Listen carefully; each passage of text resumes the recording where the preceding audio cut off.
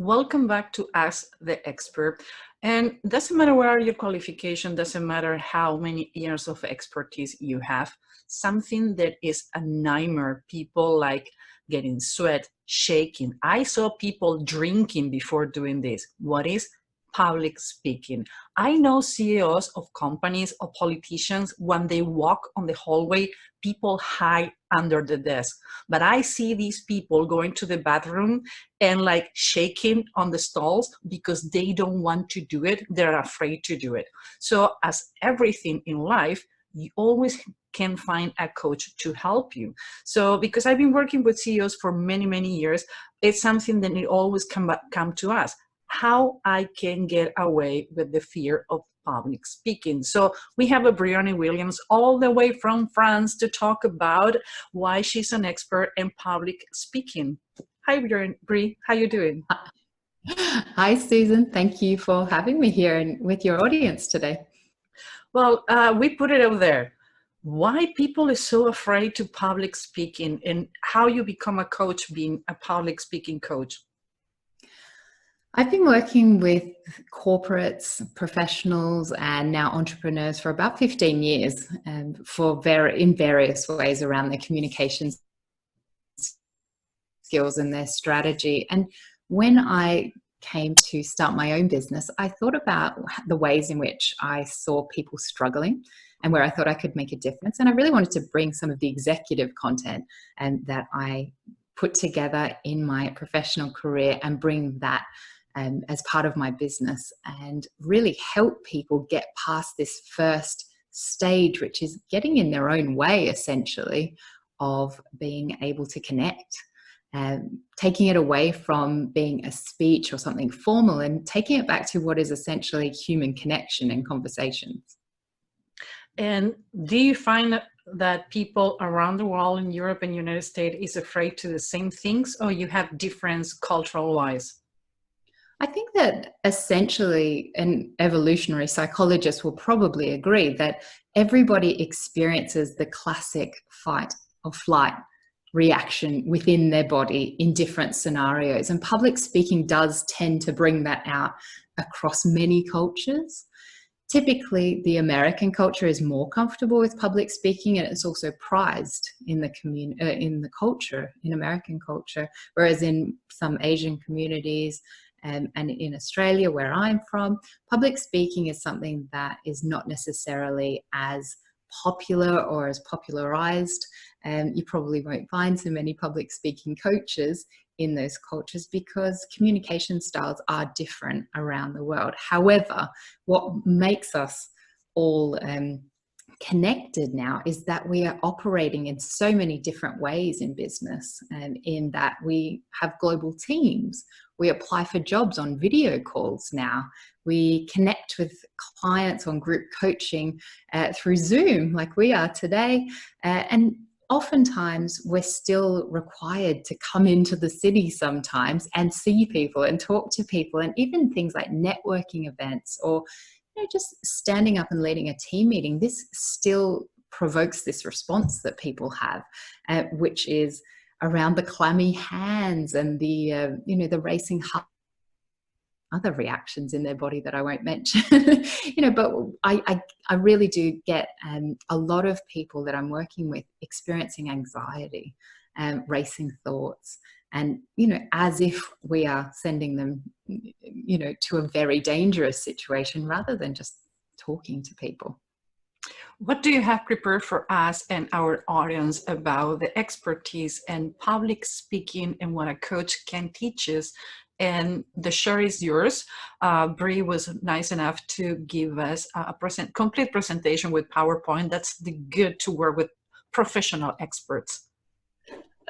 Well, let's see if I can professionally press all the right buttons now. Oh, Bri, after 27 years doing what I do, I still mess it up with the technology. I still mess it up with the grammatical errors on my presentation. So yeah, don't worry. Let me get back to the start there. I think we're just about ready to go. All right, so what I wanted to share with your audience, and do let me know if you can't see that first slide there where it says I can see it perfectly, so don't worry. We're good to go. Wonderful. So Really, what I wanted to share with your audience today is around a mindful and intentional approach to public speaking. And what I mean by that is a simple approach to your thinking that will allow you to step forward and take different opportunities up through public speaking. And there we go. I wondered if we could just start by asking your audience to picture this, because this is an all too common scenario. You've either been asked to speak or you have chosen to speak, and there's a time pressure associated to that. So you've actually put a date and a time down, or perhaps someone else has set that date and time for you. And all of a sudden, this internal pressure cooker starts, this moment where you have the bodily reactions, where your mind goes blank, where all of a sudden, 20 years of experience flies out of your head. This is all too common for people. And this is where I typically find people how they come to me and say, I'm panicking. I don't know how to move forward here. I've seen people miss out on applying for job interviews because they found out there was a round where they'd have to do a presentation. Or I've also worked with people who they're applying for grants, they're trying to fundraise. There's an element where they have to stand up and speak, and they just cannot bring themselves to step into that moment and focus on the task or the audience. They're really stuck inside their own mind and their own emotions. And what I like to call this is the vulnerability of visibility. And I alluded to this earlier, where I talked about these global teams that we work in now. And if you are a business that finds your customers online and engages with them online, whether it's through social media, your website, or other means, also in person, there's this reaction that so many people face when they choose to become visible, or they are pushed into the spotlight. And that is really, they can become very anxious and fearful. And there's this, it can lead to feeling quite exposed, the thought of judgment from colleagues or friends and family. And especially I've worked quite a bit recently with businesses who have launched where they're solopreneurs, someone who's had a great idea and all they want to do is help other people. And then they realize they have to get out there and market themselves. Before they even have a chance to offer their gifts to the world, they have to get in front of people. And this feeling of exposure can lead to negative self-talk, and absolutely people can get stuck in telling themselves that they can't, or they won't, or they're unable to, and that terrible things will happen when they speak up, and they start to doubt themselves. So this is where we see imposter syndrome sneaking in. And when people fail to step into their expertise, they're not owning all the value that they can offer to the world, and they start to disengage from the audience, from the people that they're trying to help, the solutions that they can offer, and they turn inwards. And this can be the moment where we really start looking for the nearest fire escape. We think, oh no, I'm out of here. This all just feels a bit too hard. And so to move forward from this, what I teach people is around training their brains. So you might need some new ways of thinking about these situations, especially if you need to make presentations, create pitches, fundraise, or promote your business online. And I look in two areas in particular, and that is around the preparation that you're doing before you present, and how you're presenting, and also how you're helping people.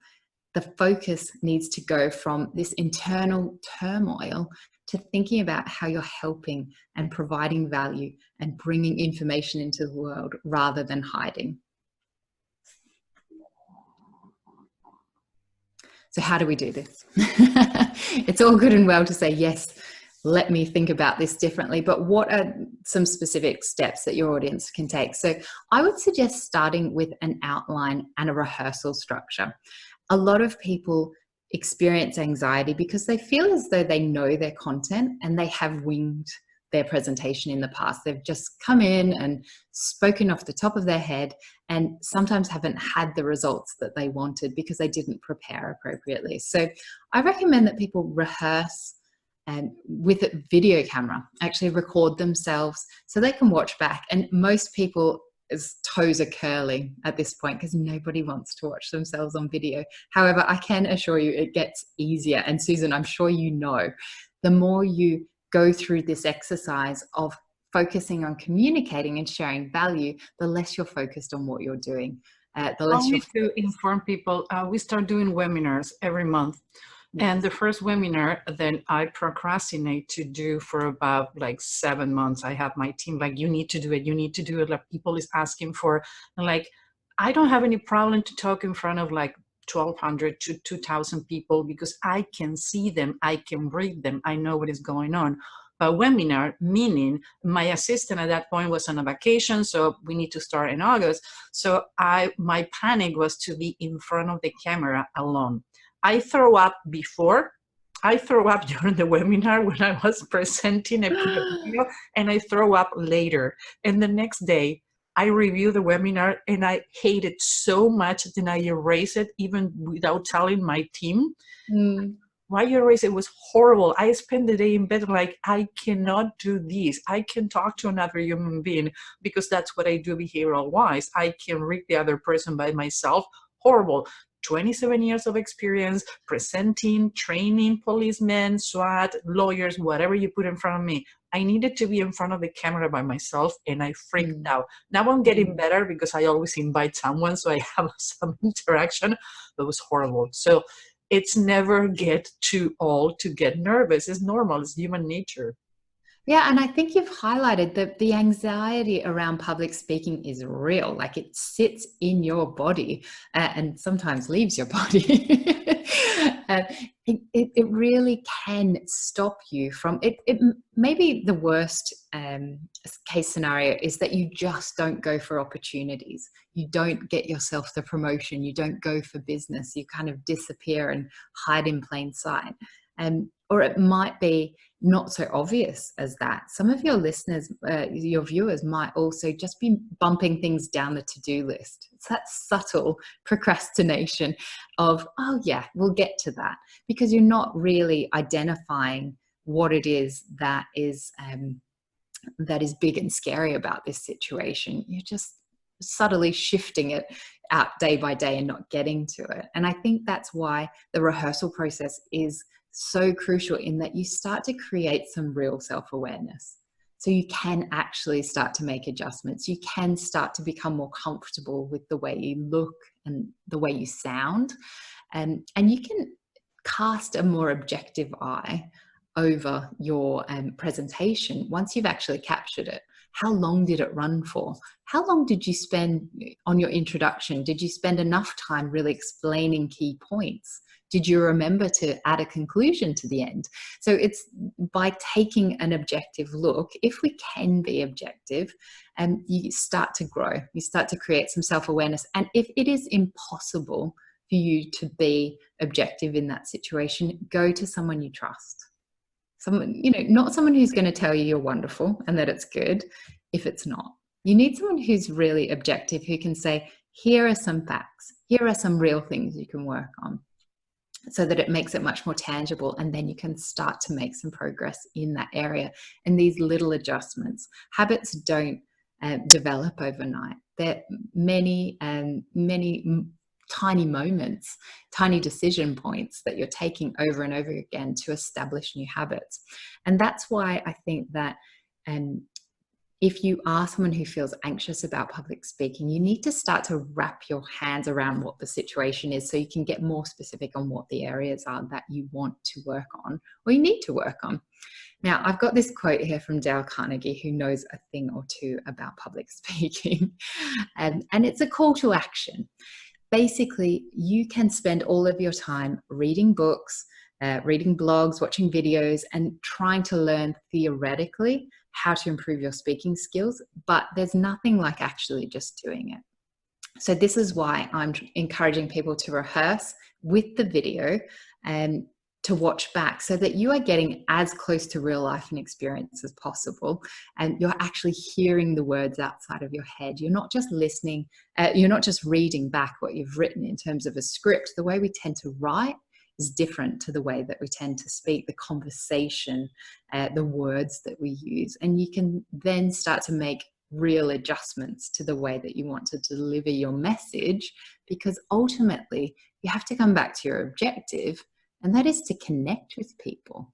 If it's really just to share data, send them an email. The point of a presentation is to have a conversation, a dialogue, an interaction, and an opportunity for people to walk away with more information than what they started with, or be inspired even, depending on what your area of expertise is.